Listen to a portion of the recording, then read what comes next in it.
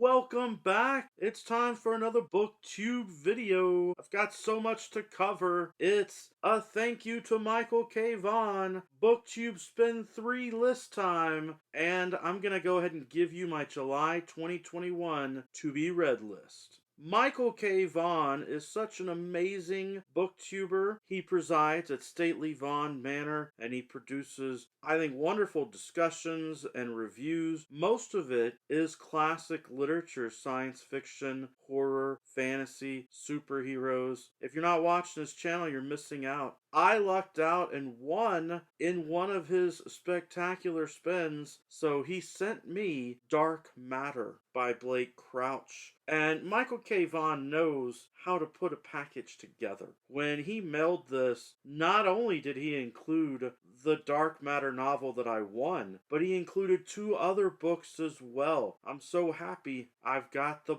bonus books. I encourage you to enter when he's doing giveaways, because he gives away even more than he originally says. I'm looking forward to reading The Voyage of the Space Beagle. It's some classic science fiction, and it sounds really exciting. The back of the book talks about it being from the golden age of science fiction. It sounds really familiar to me. I want to read it. He also sent me a collection of short stories, tales of cosmic horror by some amazing authors. The Shadows of Carcosa, and it's got great reviews, great quotes, so I'm looking forward to digging into those short stories. Michael K. Vaughan knows exactly what I like to read, and I appreciate that. I've got Dark Matter put on my shelf right there next to Recursion. It looks really good, along with those other books. I like it, so thank you again, Michael K. Vaughan. Now let's talk about Booktube Spin 3. I've put my list together. For those of you who don't know, Rick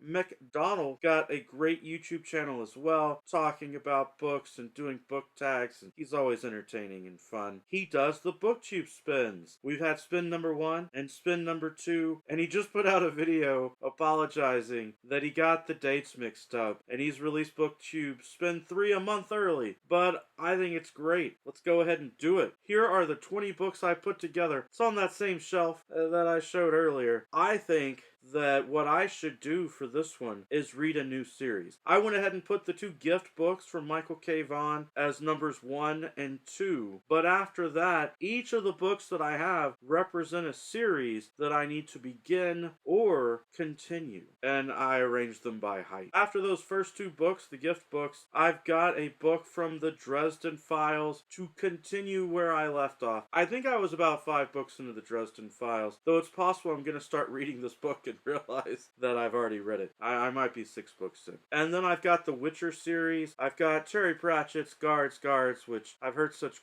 great information about here on Booktube. The Legend of Eli Monpress by Rachel Aaron. The Foundation series by Isaac Asimov. And then Murder Mystery Young Adult, the One of Us is Lying book, which has a sequel, One of Us is Next. And after that, I've got the beginning of Stephen King's Dark Tower series, The Gunslinger. Following that, I've got The Honorable Friend Fisher, which are investigative novels recommended by Rosie Cockshut. I've got an R.A. Salvatore trilogy, The Crimson Shadow. John Gwynn's 2 series that are complete. The Assassin's Apprentice from Robin Hobb. Ken Follett has a series that I haven't read that I really want to get into. And then Leviathan Wakes by James S.A. Corey. The autobiography books from Star Trek from The Captains, which I put on every one of these lists and never wins. The Sword of Shannara from Terry Brooks. Brandon Sanderson's Skyward. And number 20 is to continue the Dragonlance novels. I've read the original trilogy and the Twins trilogy, and I've read Soul Forge with Raceland, but they wrote more and more books, and I could continue reading those. It's very exciting to think about what number might win. I probably won't make a follow-up video about which one of them won. Just know that's going to be on my TBR for July. And in addition to whichever book wins the spin, I have decided that in July, I'm going to try and push through and finish The Wheel of Time. I've read half of The Wheel of Time already. I've read the first 6 books, I've read the prequel, I'm planning to finish book 7 in the next few days. That leaves books 8 through 14 for me to get to. You can see my used book collection on the shelf, though